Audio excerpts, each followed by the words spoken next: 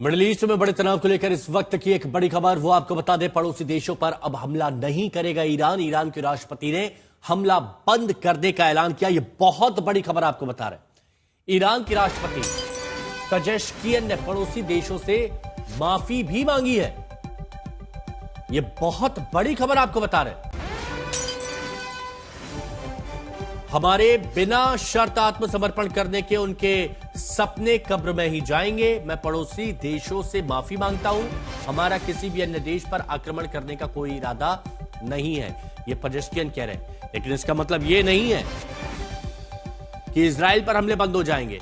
नहीं, पड़ोसी देशों की बात की जा रही है। अब उसमें सऊदी भी है, कुवैत भी है, ओमान भी है, जॉर्डन भी है। तो ईरान की तरफ से कहा गया है कि पड़ोसी देशों पर हमला नहीं होगा। ईरान की जनता को राष्ट्रपति ने संबोधित किया। तो कई देश जहां पर अमेरिकी सैन्य बेस थे वहां पर ईरान की तरफ से हमला किया जा रहा था। करीब 8 देश ऐसे बताए गए थे जहां पर हमला ईरान की तरफ से किया गया था। लेकिन ईरानी राष्ट्रपति ने हमला बंद करने को अब कह दिया है। पड़ोसी देशों पर ईरान हमला नहीं करेगा।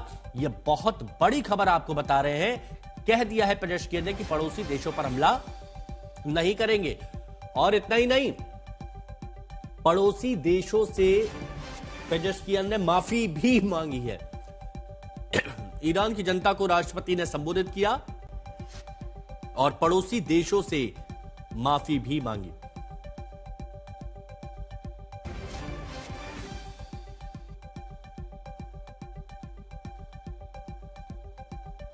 प्रणय हमारे सहयोगी हमारे साथ में जुड़े हुए। प्रणय, ये बड़ा अपडेट, पेजेश्कियन कह रहे हैं कि पड़ोसी देशों पर हमला नहीं करेंगे।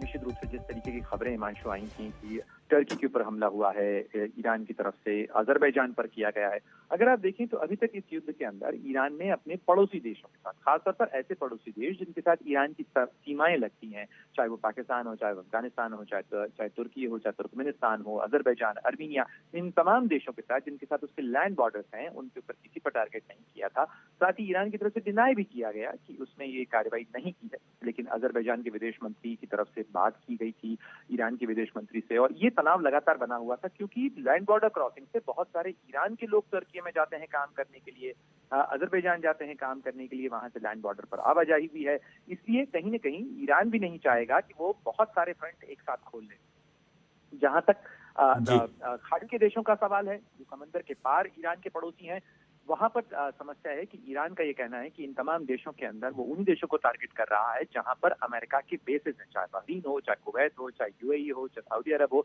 जहां से अमेरिका इन हमलों को अंजाम दे रहा है, जहां से उस पर हमले हो रहे हैं। और इसको लेकर लगातार तनाव बना हुआ था। लेकिन निश्चित रूप से इस तनाव के बीच में ये खबर कहीं न कहीं ईरान के लिए भी एक तनाव का मोर्चा कम करने की कोशिश होगी।